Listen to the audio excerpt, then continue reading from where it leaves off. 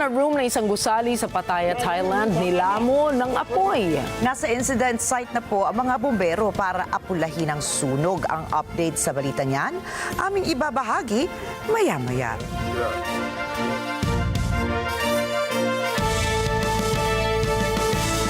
Magandang gabi. Ako po si Rikki Mathay. Ako si Rikki Alagao, Flores. Ito ang mata ng Agila International. Para naman sa mga headlines ngayong araw ng Huwebes. Pangulong Ferdinand Marcos Jr. nasa Japan para sa World Expo 2025. 50 Chinese maritime militia vessels na mataan ng Philippine Coast Guard sa Rosul Reef. Mga Cambodians nagmarcha para sa border dispute laban sa Thailand. Posisyon ni President Donald Trump hinggil sa pagsali ng US sa Israel-Iran war, ating alamin. At Mexican National Guard nakabantay sa pagtama ng Storm Eric.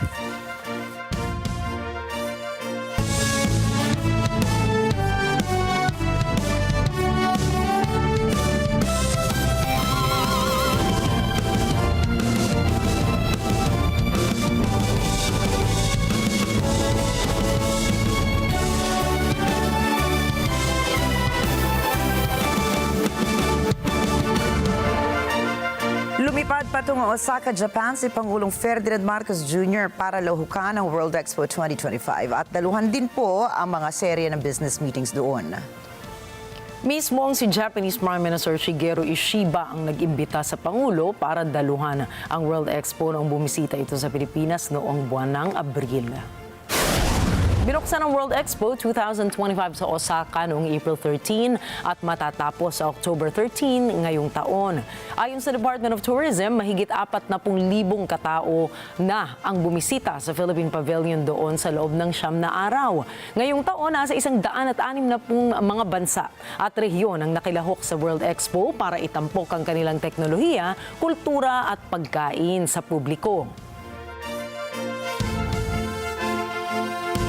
At bukas po si Pangulong Ferdinand Marcos Jr. na pag-usapan na ang posibleng pagbabalik sa Pilipinas o ng Pilipinas sa International Criminal Court o ICC.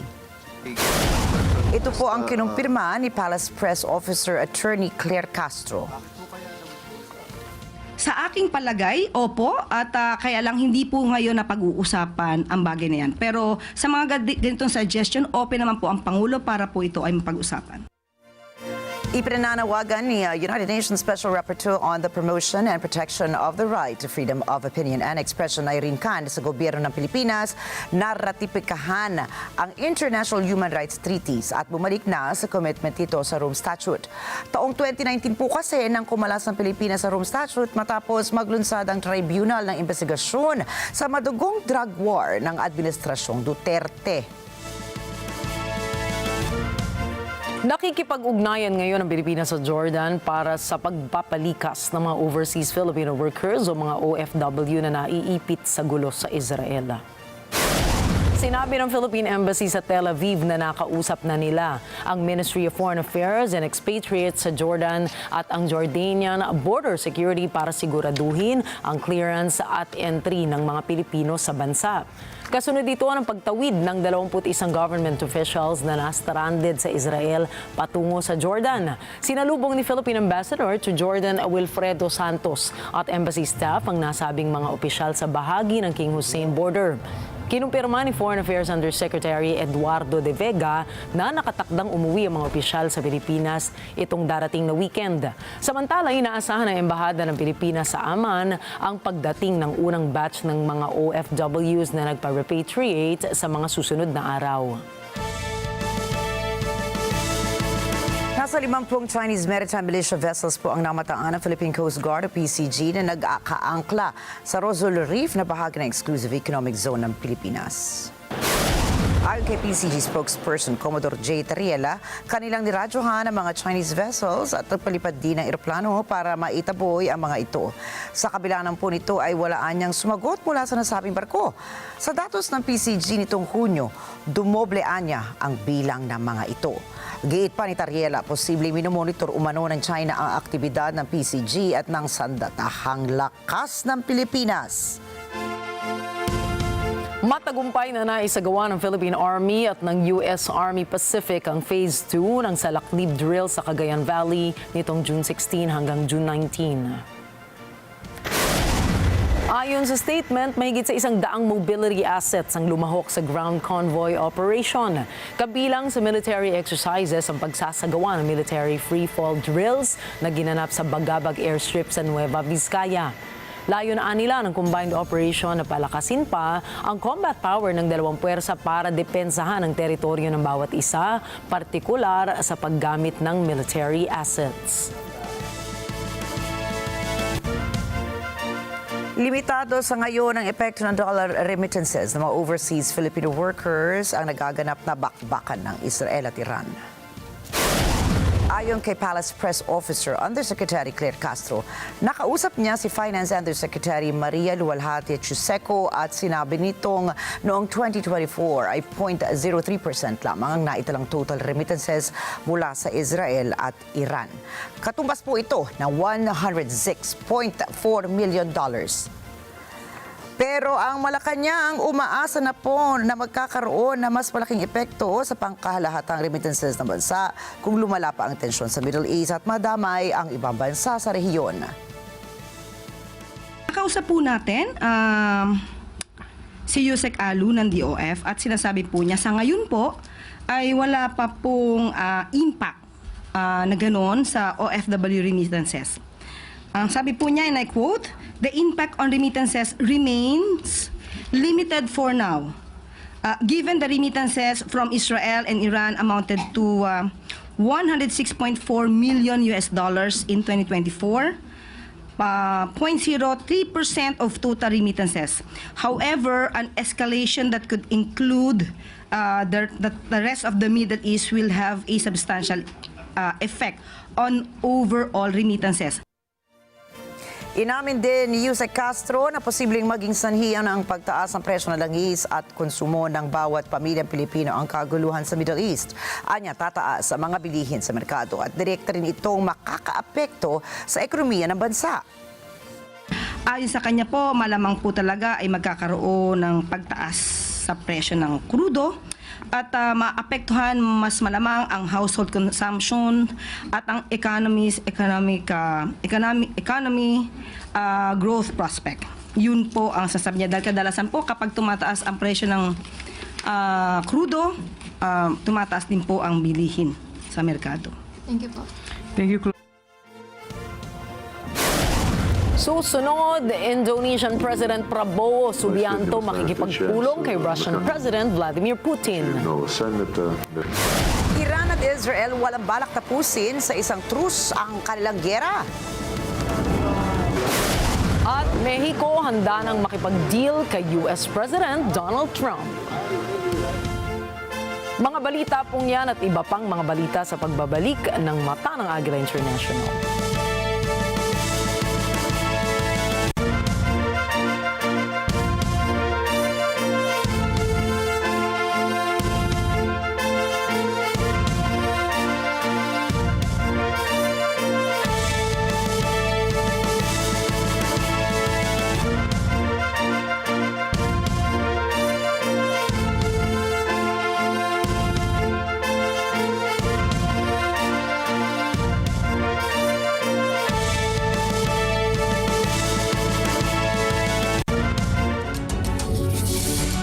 When a story starts with faith, it can only grow further and stronger. As time passes by, we learn about your story. In an institution of exceptional healthcare with genuine Christian compassion, we care about you. With a safe, secured, and sanitized environment, accompanied by a team of trusted healthcare professionals, we're built this way to serve you better. By providing affordable health services to general population, we want what's best for you. Because at New Era General Hospital, everyone matters.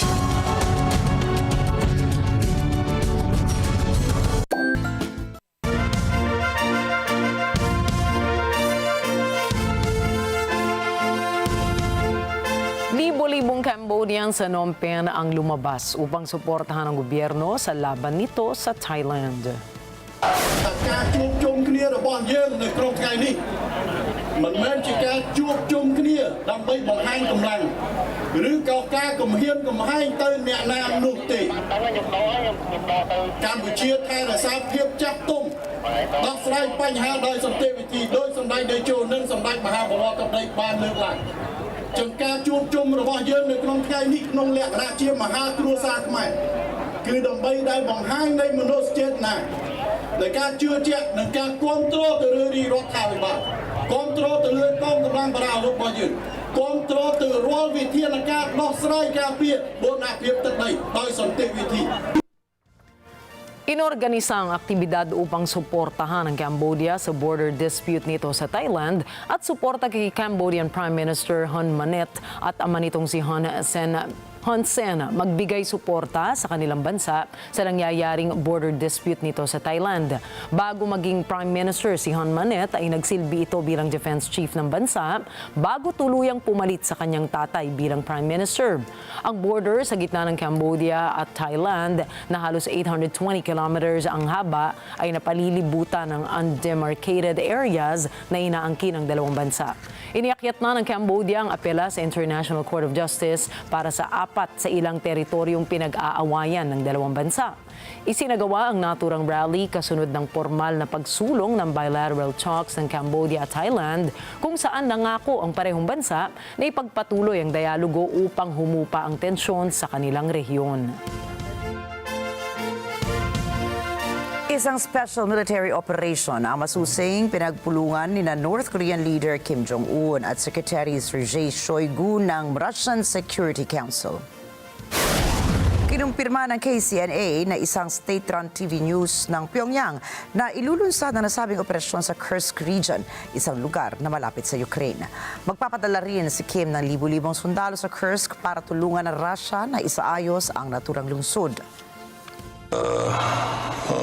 Заминированных территорий, других взрывоопасных предметов, это сотни гектар, это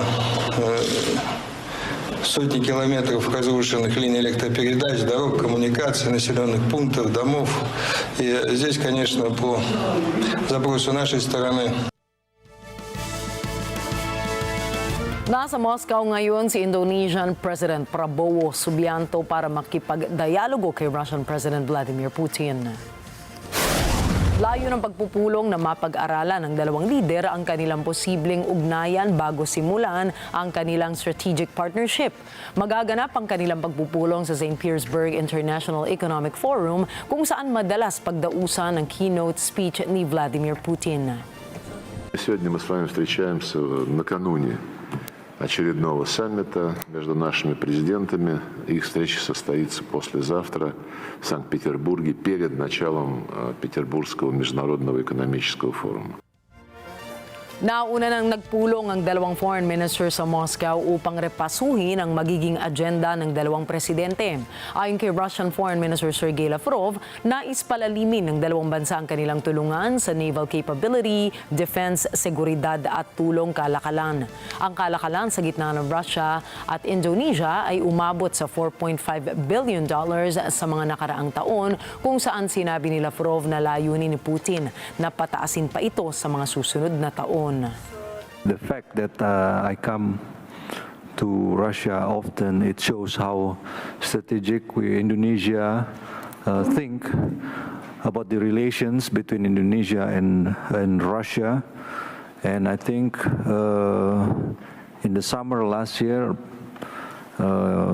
President Putin met with, back then was President-elect Prabowo Subianto here in Kremlin, in Moscow. And I think from that meeting, there is chemistry between both of the leaders. У нас общая заинтересованность в развитии сотрудничества в области обороны, безопасности, в том числе информационной безопасности, правоохранительной сфере, включая борьбу с киберпреступностью, незаконным оборотом наркотиков, экстремизмом.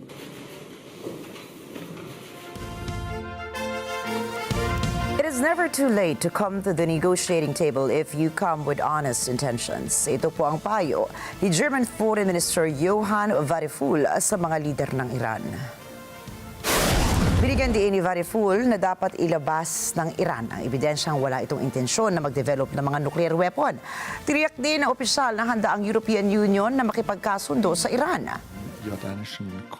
Gemeinsam mit meinen französischen und britischen Amtskollegen sowie mit der Außenbeauftragten der Europäischen Union haben wir am Montag ein Telefonat mit dem iranischen Außenminister geführt und haben dabei einen klaren Vorschlag gemacht. Wir als E3 stehen weiterhin bereit, über eine Lösung zu verhandeln. Dazu muss sich der Iran aber jetzt dringend bewegen. Iran muss vertrauensbildende und nachprüfbare Maßnahmen ergreifen.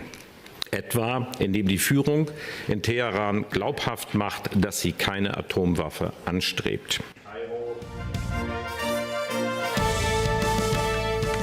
Desidido ang Iran ay pagpatuloy ang hidwaan laban sa Israel. Ito'y matapos ipahayag ni US President Donald Trump na nauubos na raw ang kanilang pasensya.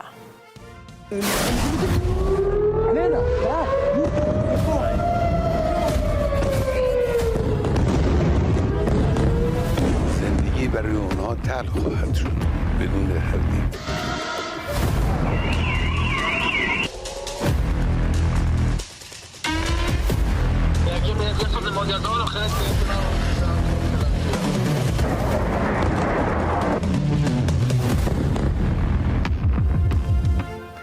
Higit pang tumindi ang digmaan sa pagitan ng Iran at Israel sa ika-6 na araw ng sagupaan matapos muling magpakawala ang Iran ng mga long-range missiles laban sa Israel. Biglang tugon sa umano'y pagwasak ng Israel sa internal security headquarters ng Iran sa Tehran. Dagdag pa nito na hindi sila magpapakita ng awa sa Israel sa kabila ng kaliwat kanang panawagan para sa de-escalation sa Middle East. Bismillahirrahmanirrahim. به ملت عظیم الشأن ایران سلام عرض میکنم. مطلب اولی که مایلم عرض بکنم تمجید از رفتار ملت عزیزمون در این قضیه است که اخیراً دشمنان برای کشور پیش برد. Ayon sa sulat ng Iranian State TV, nagsimula ng magpakawala ang Islamic Revolutionary Guard Corps ng hypersonic missiles at iba pang super heavy missiles. Samantala, kinumpirma ng isang Israeli military official na mahigit 300 ballistic missiles at 1,000 drones na ang pinakawala ng Iran. Humigit kumulang 30 missiles ang tumama sa mga sibilyan sa Israel. Ayon sa mga eksperto, nangangamba ngayon ng Israel kung kakayanin ba nilang sanggain ang kabuang ballistic arsenal ng Iran kung kaya't inuuna nitong tamaan ang missile facilities sa Tehran. Hindi naman tukoy kung sasali ang Amerika sa pambobomba sa Iran, ngunit naninindigan naman si Benjamin Netanyahu na tatapusin nito ang giyera sa Iran at sa Israel. אזרחי ישראל היקרים, אנחנו ביום השישי של מבצע עם כלבי. אנחנו יצאנו למבצע הזה כדי להסיר שני איומים קיומיים על מדינת ישראל. איום הגרעין ואיום הטילים הבליסטיים. אנחנו מתקדמים צעד אחר צעד בהסרת האיומים הללו. אנחנו שולטים בשמי טהרן, אנחנו מכים בעוצמה אדירה במשטר האייתולות, אנחנו פוגעים בגרעין, בטילים, במפקדות, בסמלי השלטון. ואני חייב להגיד לכם שאני מדבר עם מנהיגי העולם. יש התפעלות אדירה מהנחישות שלנו, מההישגים של כוחותינו, ויש גם התפעלות אדירה מכם, אזרחי ישראל. מהרוח האיתנה שלכם, מכוח העמידה שלכם. ואני רוצה להגיד, אנחנו סופגים הרבה אבדות כואבות. אבל אנחנו רואים שהעורף איתן, העם איתן, ומדינת ישראל חזקה מתמיד. הנחיתי את משרדי הממשלה להגיש סיוע לכל מי שנפגע. בד בבד נמשכת הלחימה העצימה ברצועת עזה. אנחנו מחויבים להמשיך ולהשיג את שתי המשימות, הכרעת החמאס והחזרת כל חטופינו, החיים והחללים כאחד. אנחנו לא מרפים מזה. לצערי, גם בימים האחרונים נפלו לנו לוחמים גיבורים. אני משתתף בצער המשפחות. אנחנו שולחים תנחומים בשם הממשלה והעם כולו, מחבקים אותם. אנחנו נמשיך עד שנביא את כולם ועד שהחמאס יוכרע סופית. אני מבקש להודות לנשיא טראמפ, ידיד גדול מאוד של מדינת ישראל. אני מודה לו על ההתייצבות לצידנו, אני מודה לו על התמיכה שארצות הברית מסייעת לנו בהגנה על שמי ישראל. אנחנו משוחחים ברציפות, כולל ששוחחנו אמש, שיחה מאוד חמה, ואני מבקש להודות לנשיא טראמפ על הגיבוי. אזרחי ישראל, יחד נילחם, בעזרת השם, יחד ננצח.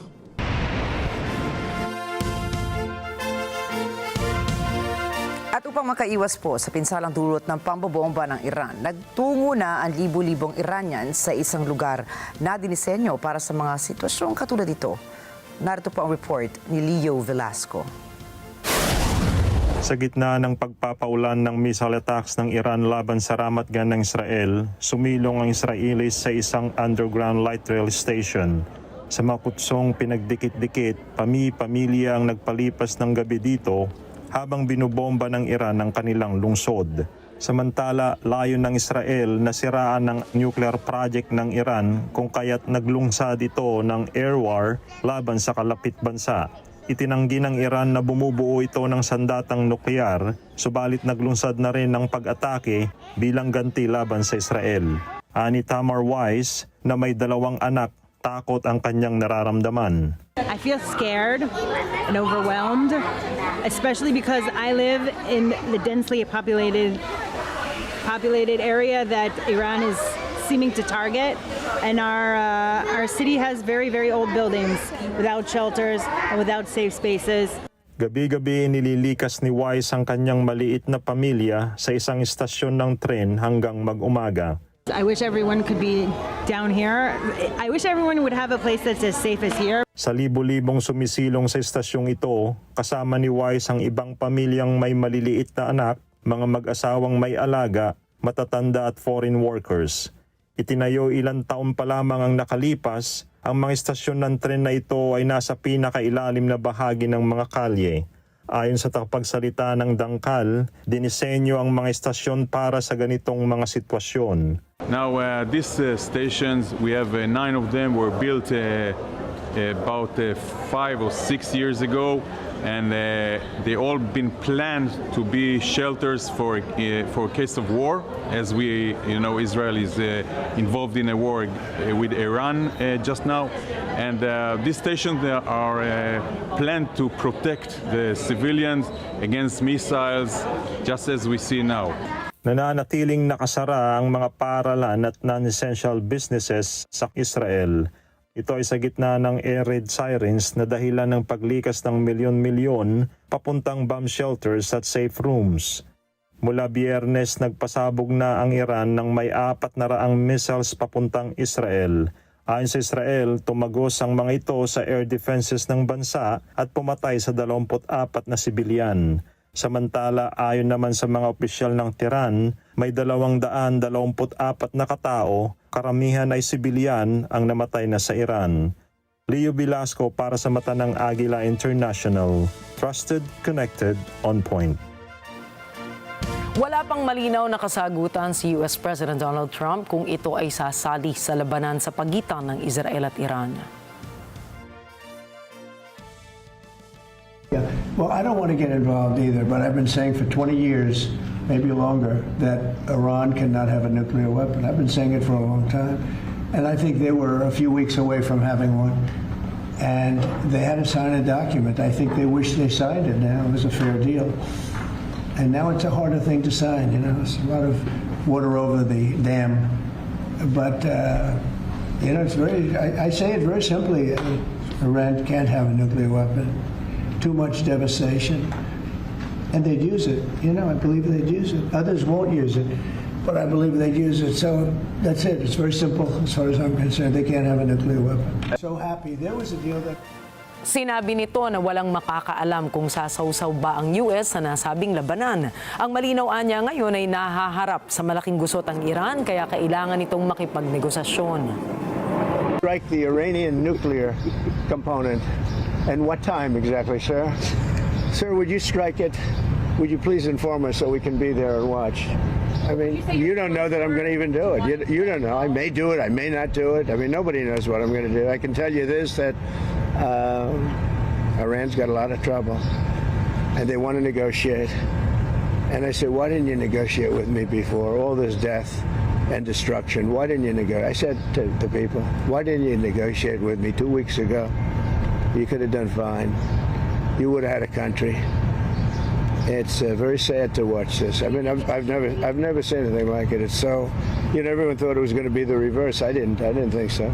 And I was telling them, you gotta do something. You gotta negotiate. Una na ring nagbanta ang Iran na hindi dapat makialam ang US sa laban nila ng Israel. Ngunit bilang pagpapakita nito ng suporta sa Israel ay nagsimula ng Estados Unidos na magpadala ng destroyer-class warships, B-52 bombers, stealth fighters at air defense systems upang patatagin ang depensa ng Israel laban sa pag-atake ng Iran. You seem very open to the idea of potentially taking U.S. action. Obviously, you're not going to tell us that. Can you walk us through what contributed to that change, how you got to where you are in making your decision now? Well, I think it started the first night. I mean, that first night was devastating. And it really knocked the one side off, as you know. It was a devastating evening, day. And it pretty much proceeded that way. I have a meeting in the war room in a little while, situation room as some people call it. So we're going to meet, we're going to see. We're in the midst of it's a terrible thing. I hate to see it. I hate to see all that death, so much death and destruction. But death primarily is what I hate to see. Does that mean you haven't made a decision yet on what to do? I have ideas as to what to do, but I haven't made a final. I like to make the final decision 1 second before it's due, because things change. I mean, especially with war, things change with war. It can go from one extreme to the other. War. But with that being said, I would say right now, Israel, from the standpoint of winning a war, is doing pretty well. Yeah, please. Nagtatag na ng mga evacuation plan ang US para sa mga mamamayan nila na nasa Israel. My initial reaction was, number one, Israel took a huge step on its own to attack Iran, which is such an unpredictable regime. And so I just think it's two unpredictable regimes fighting in the Middle East. And it's their war. It's not our war. And I hope it doesn't become our war. And in California, because I live in California, we pay the highest gas prices in the country. Because maybe here that means gas prices go from $4.50 to $6 is not a reason for me to see that lives of the Iranian people should be sacrificed for the benefit of our gas prices. Ayon kay U.S. Ambassador to Israel Mike Huckabee, may ilang mamamayan nila ang nais ng umalis sa Israel dahil sa tumitinding gulo nila ng Iran. Naghanda na anya ang U.S. Embassy sa Jerusalem ng mga evacuation flights at cruise ships na gagamitin. Tinuruan din ito ang mga mamamayan kung paano magrehistro para sa evacuation process. Magugunita pong patuloy ang pagpapaulan ng Israel ng missile sa Iran dahil sa umano'y pagpapalawak ng kanilang nuclear weapons. It all needs to stop, and the reason why is because there's innocent people that are being hurt, and and it's on both sides. But what's more important is that everyone that is innocent evacuate as soon as possible, and this hits home because I know someone who is currently there, and every day you don't know if you're going to get a call that they're going to be hurt or injured, or the worst case is that they pass away. Mataas pa rin ang tensyon sa Venezuela habang patuloy ang paghimok ni opposition leader Maria Corina Machado sa Washington na umaksyon laban kay Pangulong Nicolas Maduro. Narito ang report ni JC Yumul. Kasama sa argumento ni Venezuelan opposition leader Maria Corina Machado ang pagpapataw ng sanctions at paglaban sa aniyay criminal networks na may kaugnayan sa gobyerno ni Maduro. Inakusahan ni Machado si Maduro na pinuno ng isang criminal enterprise. Noong 2024 presidential election sa Venezuela, binawalang tumakbo si Machado sa kabilang ng pagiging pinakapopular na figura ng opposition sa bansa. Hanggang ngayon, pinagtatalunan pa rin ang resulta ng eleksyong iyon na maging kasalukuyan ay wala pa ring tali ng boto. Ayon sa mga bansa sa kanluran at ng oposisyon, si Machado ang nanalo sa eleksyon, subalit para sa gobyerno, nanalo muli si Maduro. Ang 57 taong gulang na si Machado ay isa ring industrial engineer. Nagtago ito ng halos 1 taon at kamakailan ay hinimok ang mga taga-suporta na i-boycott ang legislative election. Eso es lo que estamos pidiendo. ¿Qué significa eso? Que la justicia internacional funcione, ya que no funciona la justicia venezolana que está absolutamente sometida a ley. Sa kabila ng ipinataw na paghihigpit ng US sa Venezuela, ayaw kay Machado kulang pa rin ang mga ito. Kung kaya't nananawagan ng opposition leader sa US at Europa na ilabas ang impormasyon ukol sa criminal networks na aniyay konektado kay Maduro. Ngunit para kay Maduro at sa mga kaalyado nito, ang sanctions ay mistulang giyera ng ekonomiya. Pinupuri ng mga ito ang para sa kanila ay tagumpay ng ekonomiya ng Venezuela sa kabila ng mga paghihigpit ng ibang bansa. JC Yumul para sa mata ng Agila International, Trusted, Connected, On Point. Nagbungkahi naman si Mexican President Claudia Sheinbaum kay US President Donald Trump ng isang general bilateral agreement. Ang kasunduan po ay paraan niya sa seguridad, migrasyon at kalakalan. Narito ang full report ni Sean Davila. Inaasahang magkita at magkausap sana sina Mexican President Claudia Sheinbaum at US President Donald Trump sa G7 Summit sa Canada. Subalit dahil sa mabilisang pag-alis ni Trump mula sa summit noong Lunes, nauwi ang pag-usap ng Mexico at US sa isang tawag telepono.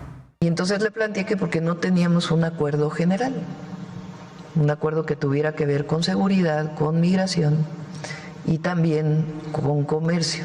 Esto no tiene nada que ver con que se mantenga el Tratado de Libre Comercio, que se mantiene el tratado, que en todo caso se revisará, sino que en este momento podamos llegar a un acuerdo general. Ipinahayag din na Sheinbaum na babiyahe si Mexican Foreign Minister Marcelo Ebrard sa isang linggo upang makipagkita sa US counterpart nito. El viernes va Marcelo Ebrard para reunirse de nuevo con el secretario de Comercio de los Estados Unidos para avanzar en los temas de comercio que tenemos pendientes y en el caso de seguridad y migración que nosotros queremos que incluya a las familias mexicanas en Estados Unidos, pues ya se estaría viendo con el Departamento de Estado.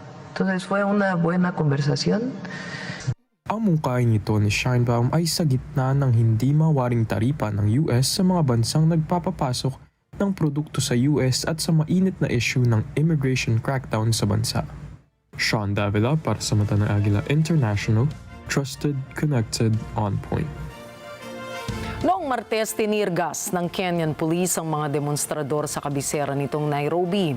Ito ay matapos magsulputan ng mga protesta dahil sa pagkamatay ng isang blogger sa kustodiya ng pulis na nagpaalala sa umunoy extrajudicial killings ng mga puwersang panseguridad. Emmy Kapili Taroha para sa report. Mitsan ng mga protesta ang pagkamatay ni Albert Ojwang, isang 31 taong gulang na teacher at blogger. Namatay si Ojwang sa pasimula ng Hunyo na ayon sa pulis ay sanhi ng pagkitil sa sarili kong buhay. Subalit batay sa isang independent autopsy, sinasabing ang pagkamatay ni Ojwang ay pananakit o pag-atake. Dahil dyan, nag-issue ng paumanhin ang hepe ng kapulisan ng Kenya. Noong Martes, nagsalpukan ang mga demonstrador at kapulisan sa Nairobi. Isang lalaki ang nakitang binubugbog ng mga demonstrador. Ilang beses itong hinampas ng mga kahoy at pinagsisipa sa ulo. Sa isa pang insidente, isang lalaki ang iniulat na binaril sa ulo ng pulis. Itinanggi ng tagapagsalita ng Kenyan Police ang anumang kaalaman ukol sa insidente. Samantala, inilarawan ni Pangulong William Ruto ang pagkamatay ni Ojwang sa kamay ng pulis bilang nakadudurog ng puso at hindi katanggap-tanggap. Sigaw ng mga demonstrasyon ang malawakang pag-alala na ang pagkamatay ni Ojwang ay hudyat ng kawalan ng progreso 1 taon matapos higit sa 60 katao ang namatay sa isang protesta laban sa mungkahing pagtataas ng buwis.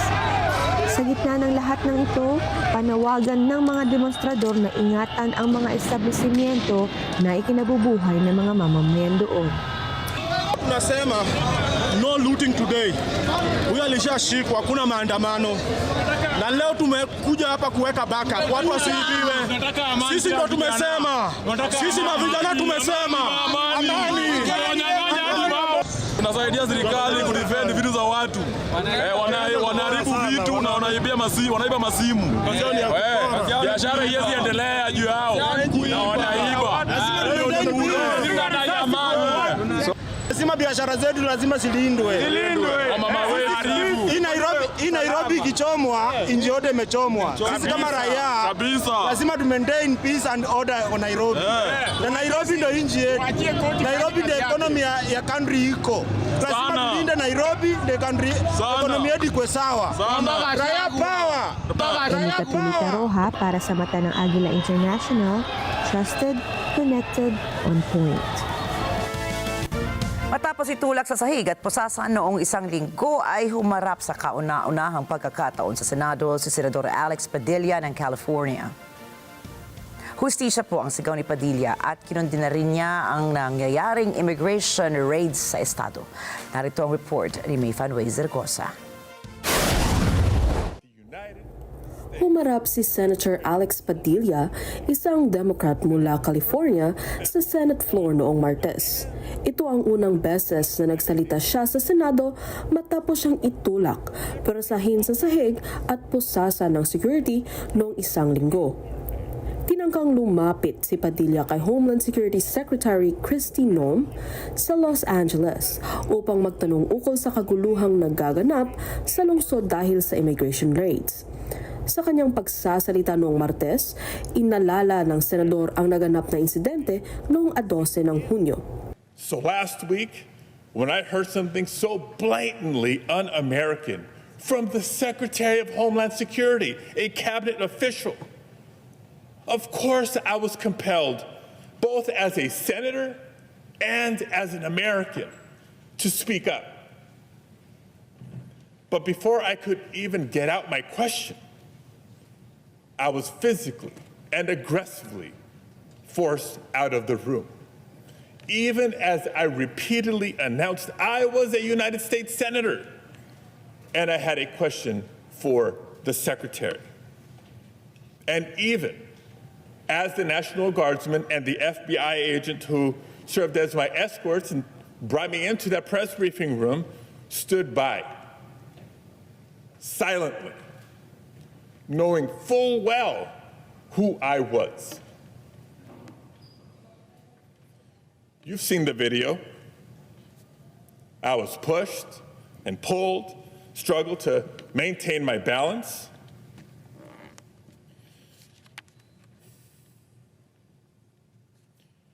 I was forced to the ground, first on my knees, and then flat on my chest. And as I was handcuffed and marched down a hallway. Nagbabala si Padilla na kung nagawa ito ng otoridad sa kanya na isang mambabatas, paano na lang sa iba? If that is what the administration is willing to do to a United States Senator for having the authority to simply ask a question, imagine what they'll do to any American who dares to speak up. Dagdag ni Padilla, ito ay usapang pagpapahalaga sa karapatan ng mga mamamayan. Colleagues, this isn't about me. In fact, it's not just about immigrant communities or even just the state of California. It's about every single American who values their constitutional rights. It's about anyone who's ever exercised their First Amendment rights, or anyone who's ever disagreed with a president, or anyone who simply values our democracy and wants to keep it. Ani Padilla, ang mga nangyari nitong mga nakaraang araw ay banta, hindi lamang sa California, kundi sa buong bansa. It's time to wake up. What's happening is not just a threat to California, it's a threat to everyone in every state. If Donald Trump can bypass the governor and activate the National Guard to put down protests on immigrant rights, he can do it to suppress your rights too. If he can deploy the Marines to Los Angeles without justification, he can deploy them to your state too. And if he can ignore due process, strip away First Amendment rights, and disappear people to foreign prisons without their day in court, he can do it to you too. Because California is just a test case for the rest of the country. Kinatawan si Padilla ng California kung saan naganap ang mga protesta laban sa paraan ng pagsupil ng Trump administration sa ilegal na imigrasyon. Bilang tugon sa mga protesta sa Los Angeles, nagpadala ang White House ng National Guard troops at US Marines sa lungsod upang proteksyonan anya ang federal buildings at depensahan ng Immigration and Custom Enforcement o ICE agents. Mayfem Zaragoza para sa Mata ng Agila International. Trusted, connected, on point. Isang araw matapos ang joint air drills ng South Korea, Japan at Estados Unidos, nagpakawala ng 10 rounds ng multiple launcher rocket ang North Korea. Ayon sa Seoul, alas 10 ng umaga nang magpaputok ng armas ang North Korea sa Sunan, isang lugar na malapit sa Pyongyang. Hindi naman nagbigay ng ibang detalye ang North Korea. Kamakailan ay binisita ni Kim at ng kanyang anak na babaeng si Kim Joo-ae ang mga pabrika ng mga bala at armas. Inatasan din ni Kim ang kanyang mga tauhan na palakasin ang produksyon ng mga makabagong bala para sa modernong digmaan. Bahagi pa rin ito ng plano ni Kim na mapahusay ang kanyang militar.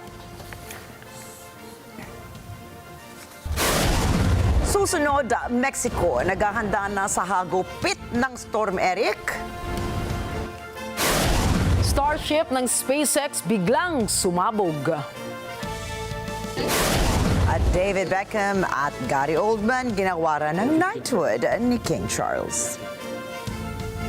Ang mga detalye po ng mga balitang yan at iba pa sa pagbabalik pa rin na Mata ng Agila International.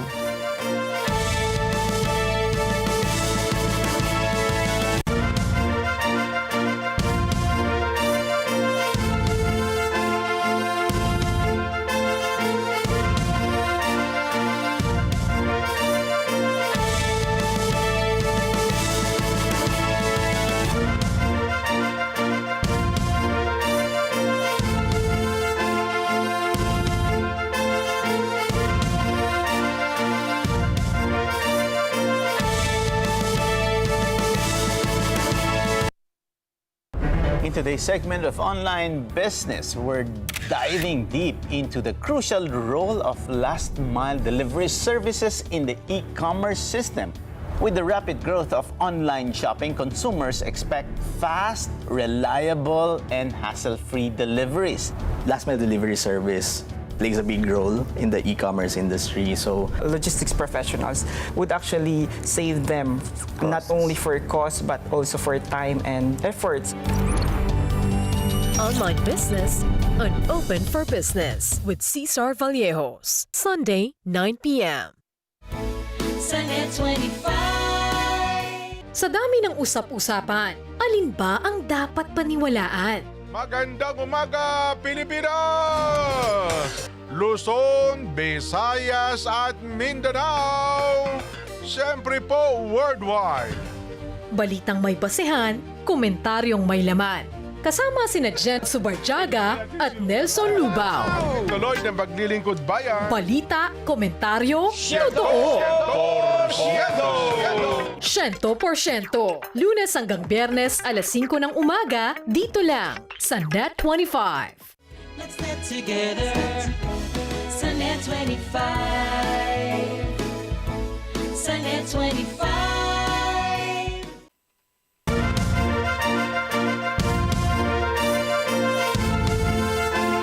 Natakot naman ang maraming turista sa Padilla, Thailand matapos lamunin ng apoy ang sauna room sa isang gusali. Sa video po, ayan nakikita po natin na ang mga bumbero na nagtutulong-tulungan na apulahin ang sunog. Electric short circuit naman ang tinitingnan sanhi ng insidente. Naglunsad na ang forensic police ang inspeksyon sa site. Halos nasa 1 milyong baht ang naitirang inisyal na danyos mula sa sunog. Wala namang napaulat na casualty sa nasabing trahedya.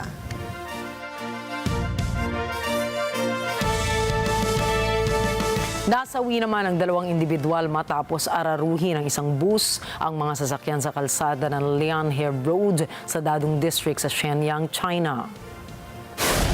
Batay sa report, sugatan ng 18 iba pa na kasalukuyang nagpapagaling sa ospital. Inaresto naman ng pulisya ang driver ng bus at isinailalim sa interogasyon. Sa preliminary investigation ng mga otoridad, nawalan umano ng kontrol ang driver nang sinubukan itong iwasan ng mga tumawid na pedestrian sa accident site. Lubos po ang paghahanda ng Mexican authorities sa nalalapit na paglandfall ng Tropical Storm Eric kasunod ng paglakas nito bilang isang Category 3 hurricane. Ayon pa sa Weather Bureau ng Mexico, nagdala ng pabugso-bugsong pag-ulan ng Storm Eric at malalakas na hangin na may lakas na mula 60 up to 80 kilometers per hour. Pinag-iingat din ang mga residenteng malapit sa baybayin dahil sa posibleng pagtama ng malalaking alon na may taas na 2.5 up to 3.5 meters. Inaasahang tatama ngayong Huwebes ang Storm Eric sa Southern Pacific Coast ng Mexico. Ayon po yan sa U.S. National Hurricane Center. Mahigpit namang binabantayan ng Mexican National Guard ang mga lugar na posibleng daanan ng bagyo.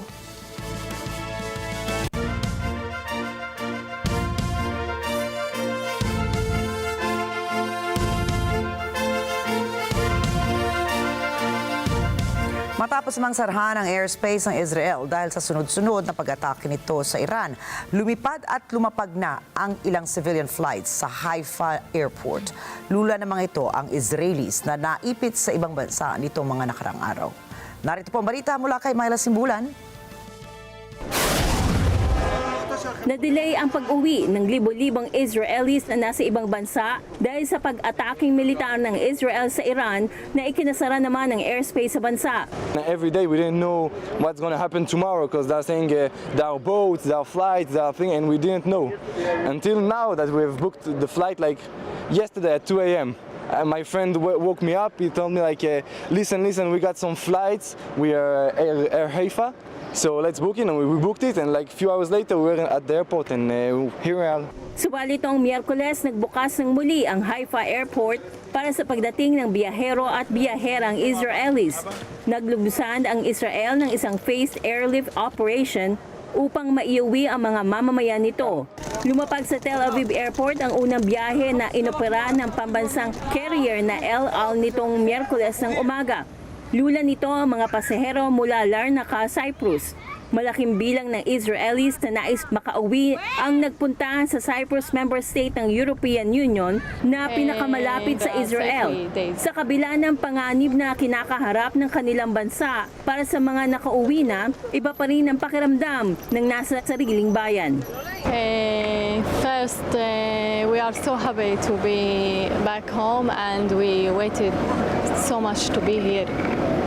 It was very hard with kids and we hope for safely days. Even with the dangers and the missiles, I feel safer here, you know. I feel safer with my family, you know, we are all together and not, you know, try to find a place to be every time and fly home. It's better to be here, you know. 9 na flights ang inaasahang babiyahe mula Cyprus papuntang Haifa at 4 papuntang Tel Aviv. Sakay nito ang may 1,000 pasahero. May nasimbulan para sa mata ng Agila International, trusted, connected, on point. Naglunsad na ng manhunt operation ng mga otoridad sa Italia matapos magsampa ng reklamo ang isang museo ukol sa isang insidente kung saan 2 turista ang nakasira ng isang mahalagang artwork habang nagpapakuhan ng litrato. Ayon sa Palazzo Mathay Museum, makikita sa CCTV ang magkaibigang turista na nagpapalitan sa pagkuha ng litrato habang nagpapanggap na akmang uupo sa Van Gogh's chair, isang obra ng artist na si Nicola Bola na nababalutan ng Swarovski crystals at kilala bilang fragile. Habang ang babae ay tila hindi naman umupo ng direkta, ngunit ang lalaki na kasama ng babae ay umupo ng buo dahilan para mabali ang bahagi ng upuan. Makikita pa sa nag-viral na video na dali-daling tumakas ang dalawa mula sa loob ng museo. Tinawag ng museo ang insidente bilang every museum's nightmare. Sa kasalukuyan ay naayos na ang silya, ilang linggo ang makalipas nang mag-viral ang video ng 2 turista. Bagamat dismayado ang artist na gumawa ng upuan, nagbiro naman ito tungkol sa insidente na maituturing daw na isang performance art. Hanno atteso l'uscita del personaggio.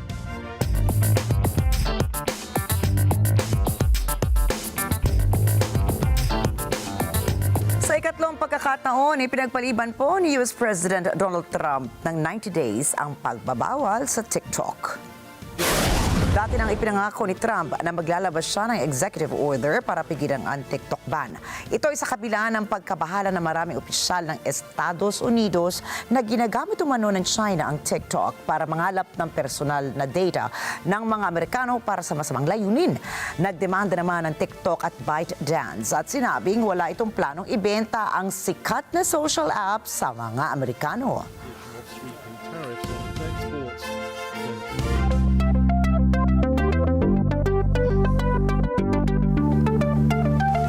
Sumabog sa gitna ng test stand ng Starship 36 ng SpaceX sa massive facility malapit sa Starbase, Texas.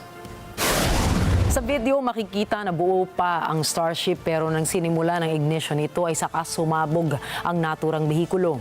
Ayon sa SpaceX, sinubukan nilang kargahan ng liquid methane at liquid oxygen ang 6 na Raptor rocket engines ng Starship pero bigo silang makontain ang mga ito. Hindi pa batid kung gaano kalaki ang naging pinsala ng pagsabog sa Starbase facility. Tiniyak naman ng kumpanya ni Elon Musk na hindi nagdulot ng hazard ang insidente sa mga residenteng malapit sa site. Pero inabisuhan nila mga ito na layuan muna ang test site para sa kanilang kaligtasan. Inaasahan naman ng SpaceX na mag-i-issue ang Federal Aviation Administration o FAA ng bagong sanction sa kumpanya matapos ang failed test stand.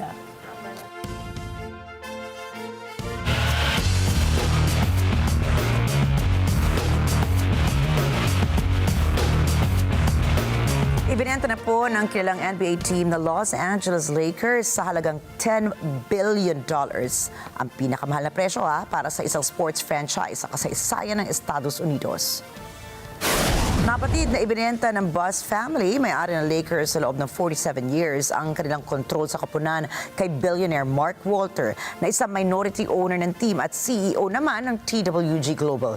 Gayunpaman, mananatili pa ring team governor si Jeannie Buss matapos mabenta ang NBA team.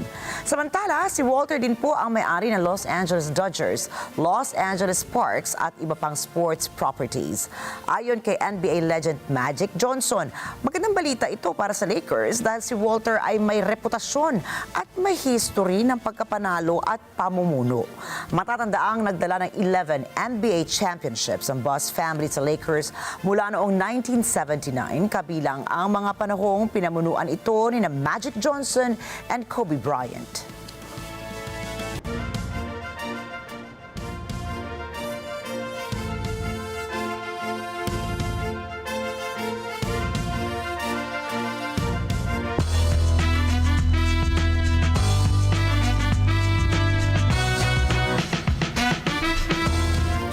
Lang ginawang night sina English soccer star David Beckham at ang aktor na si Gary Oldman. Bilang bahagi ng annual birthday honors list ni King Charles, ay ginawaran niya ng knighthood ang longtime Manchester United superstar na si Sir David Beckham na ngayon at ang award-winning actor na si Sir Gary Oldman. Kasabay naman ito ay ginawaran din ang British sculptor na si Anthony Gormley bilang Companion of Honor. Ang 50 anyos na si Beckham ay may halos 400 appearances sa kanyang buong karera para sa Real Madrid, LA Galaxy, AC Milan at Manchester United. Tampok din sa British social sphere ang high-profile marriage ni Beckham kay fashion designer at former Spice Girl Victoria Beckham. Si Old Man naman ay nagsimula ng kanyang karera sa ilalim ng Royal Shakespeare Company. Nanalo din siya ng Oscar for Best Actor sa pagganap niya bilang si Winston Churchill sa Darkest Hour. Kilala rin ito sa paglabas nito sa Leon the Professional, Dark Knight Trilogy, Harry Potter at paglabas nito sa British TV spy drama na Slow Horses.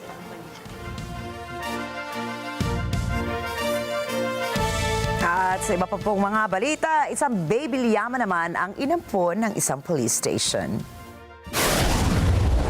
Una patrulla a cargo del suboficial Pastén y el sargento Segura acá de nuestra tenencia concurrió a visitar a una familia que se dedica al pastoreo de llamos y alpacas. Y en una de estas oportunidades, al entrevistarse con una familia, con una madre y con su hija que viven solas y se dedican a esta actividad, apareció desde el interior de la casa un llamito que tenía aproximadamente 5 días. Era pequeño y era alimentado por esta familia mediante biberón. Ang baby llama na pinangalanang si Miguelito ay nahanap ng pulisya matapos isumbong sa otoridad ang isang hayop na pakalat-kalat sa disyerto. Napag-alaman ng mga pulis na namatay sa panganganak ang ina ni Miguelito, kawawa naman. At dahil po walang pamilyang kayang alagaan ang hayop dahil sa hirap ng buhay sa rehiyong Tarapacá ng Chile, ipinasya ng mga pulis na magsalita na lamang sa pag-aalaga ng hayop sa kanilang istasyon. La mamá de Miguelito falleció en el parto por el tamaño de Miguelito en aquel entonces y lo trajo aquí a la tenencia cuando solamente tenía 5 días de vida. Y de a poco lo fuimos nosotros alimentando, dándole su leche, sacándolo a que caminar al patio, ya que el pastor del sector no lo podía cuidar, tenía que darle mayor resguardo, etcétera.